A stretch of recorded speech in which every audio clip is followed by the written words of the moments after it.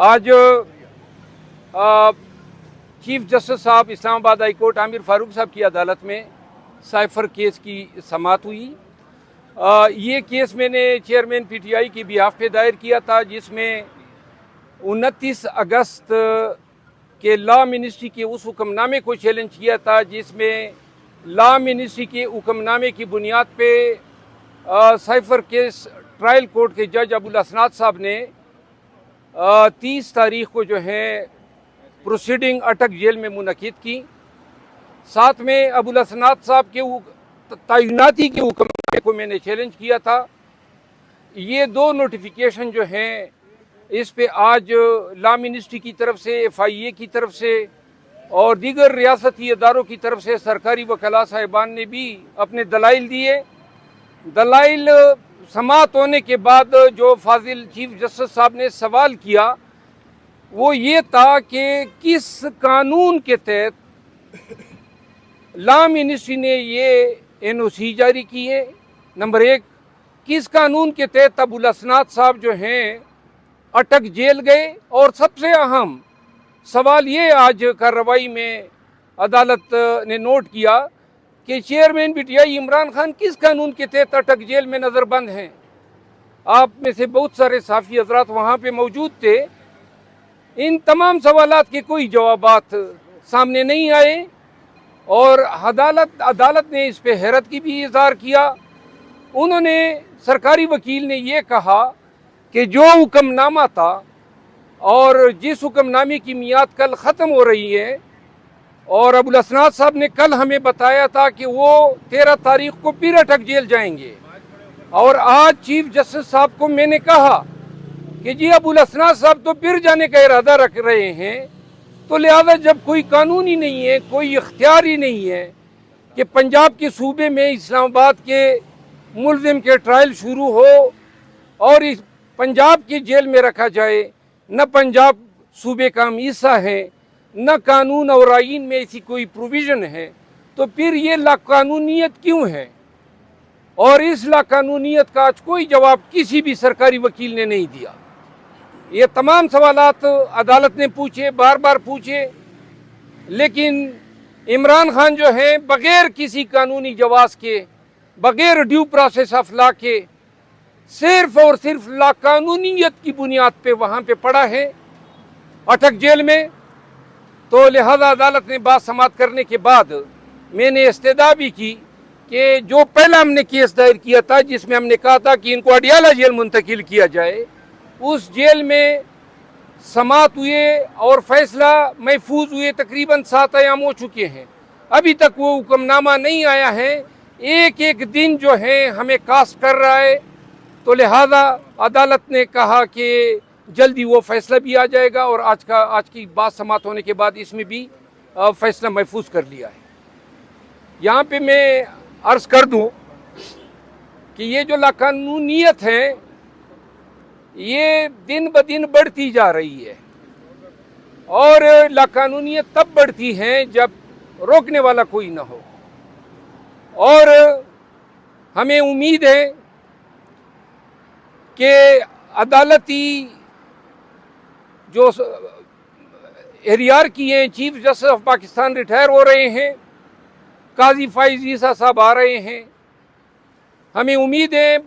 क्योंकि हम वकला इस निज़ामी इंसाफ के स्टेक होल्डर्स हैं, और अदलिया जो है अपने जायज़ इख्तियारात इस्तेमाल न करते हुए और इस लाकानूनियत को रोकने में बदस्तूर नाकाम नज़र आ रही है। हमें काजी फाइज ईसा साहब की आमद पे उनको खुशामदीद भी कहते हैं। जाने वाले चीफ जस्टिस साहब को जो है उनका भी शुक्रिया अदा करते हैं, लेकिन साथ में हम ये भी रिकॉर्ड कर रहे हैं कि जनाब आपकी अदलिया जो है आखिरी सांसें ले रही हैं, और वाहिद उम्मीद अब काजी फाइज ईसा साहब से हैं कि वो अपनी बेतौकीर अदलिया जो हैं उसकी जो सांसें, जो आखिरी सांसें ले रही हैं, उनके कादो काट और उनके किरदार और उनकी शख्सियत को मद्देनज़र रखते हुए वकला बिरादरी और पाकिस्तान के अवाम उम्मीद लगाए बैठे हैं کہ وہ عدلیہ کو توقیر، تعظیم اور احترام کے راستے پہ ڈالے گی، اور پاکستان کے عوام جن کا بنیادی حق ہیں کہ انہیں انصاف ملے، ان کے بنیادی حقوق ملے، جو اب فی الوقت بغیر کسی پروٹیکٹر کے ہیں، بغیر کسی محافظ کے ہیں، اور لاقانونیت اور طوائف الملوکی کے اس پہ پڑے ہوئے ہیں،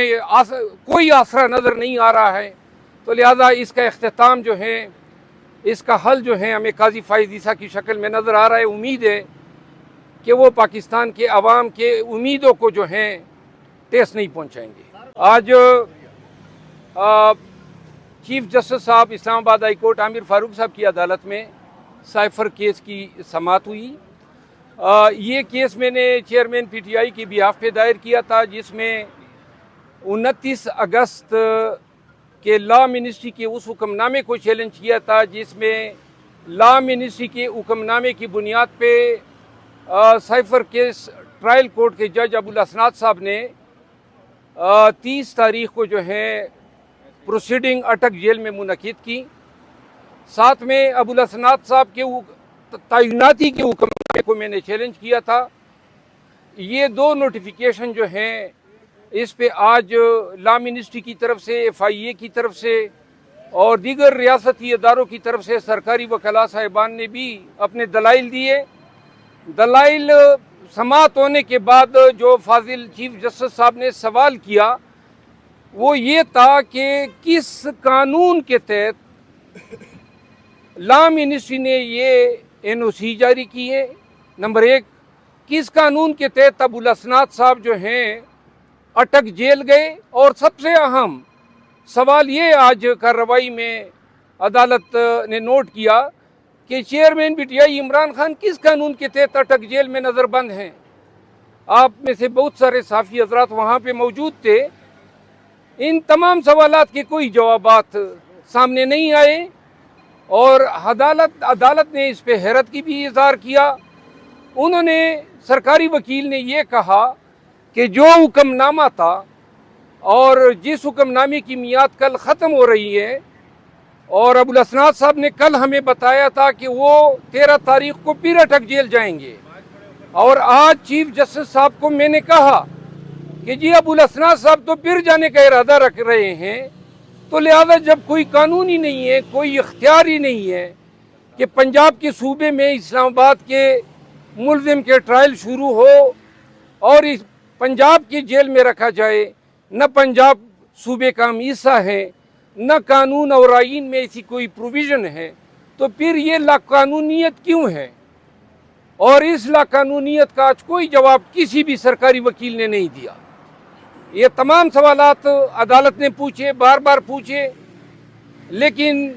عمران خان جو ہیں بغیر کسی قانونی جواز کے، بغیر ڈیو پروسیس آف لا کے، صرف اور صرف لاقانونیت کی بنیاد پہ وہاں پہ پڑا ہے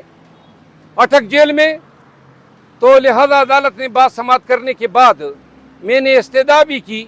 کہ جو پہلا ہم نے کیس دائر کیا تھا، جس میں ہم نے کہا تھا کہ ان کو اڈیالہ جیل منتقل کیا جائے، اس جیل میں سماعت ہوئے اور فیصلہ محفوظ ہوئے تقریباً 7 ایام ہو چکے ہیں، ابھی تک وہ حکم نامہ نہیں آیا ہے۔ ایک ایک دن جو ہے ہمیں کاسٹ کر رہا ہے، تو لہذا عدالت نے کہا کہ جلدی وہ فیصلہ بھی آ جائے گا، اور آج کی بات سماعت ہونے کے بعد اس میں بھی فیصلہ محفوظ کر لیا ہے۔ یہاں پہ میں عرض کر دوں کہ یہ جو لاقانونیت ہے یہ دن بدن بڑھتی جا رہی ہے، اور لاقانونیت تب بڑھتی ہے جب روکنے والا کوئی نہ ہو، اور ہمیں امید ہے کہ عدالتی جو احریار کی ہیں، chief justice of Pakistan retire ہو رہے ہیں، قاضی فائز عیسیٰ صاحب آ رہے ہیں، ہمیں امید ہے کیونکہ ہم وکلاء اس نظامی انصاف کے سٹیک ہولڈرز ہیں، اور عدلیہ جو ہیں اپنے جائز اختیارات استعمال نہ کرتے ہوئے اور اس لاقانونیت کو روکنے میں بدستور ناکام نظر آ رہی ہے۔ हमें काजी फैज़ ईसा साहब की आमद पे उनको खुशामदीद भी कहते हैं। जाने वाले चीफ जस्टिस साहब को जो है उनका भी शुक्रिया अदा करते हैं, लेकिन साथ में हम ये भी रिकॉर्ड कर रहे हैं कि जनाब आपकी अदलिया जो है आखिरी सांसें ले रही हैं और वाहिद उम्मीद अब काजी फैज़ ईसा साहब से है कि वो अपनी बेतौकीर अदलिया जो है उसकी जो सांसें जो आखिरी सांसें ले रही हैं उनके कादो काट और उनके किरदार और उनकी शख्सियत को मद्देनज़र रखते हुए वकला बिरादरी और पाकिस्तान के अवाम उम्मीद लगाए बैठे हैं कि वो अदलिया को तौकीर, ताज़ीम और एहतराम के रास्ते पे डालेगी और पाकिस्तान के अवाम जिनका बुनियादी हक हैं कि उन्हें इंसाफ मिले, उनके बुनियादी हकूक़ मिले, जो अब फ़िलवक्त बग़ैर किसी प्रोटेक्टर के हैं, बग़ैर किसी मुआफ़िज़ के हैं और लाकानूनियत और तवाइफ़ुल मलूकी के इस पे पड़े हुए हैं, कोई आसरा नज़र नहीं आ रहा है। तो लिहाजा इसका इख्तिताम जो है, इसका हल जो है हमें काजी फैज़ ईसा की शक्ल में नज़र आ रहा है। उम्मीद है कि वो पाकिस्तान के अवाम के उम्मीदों को जो हैं ठेस नहीं पहुँचाएंगे।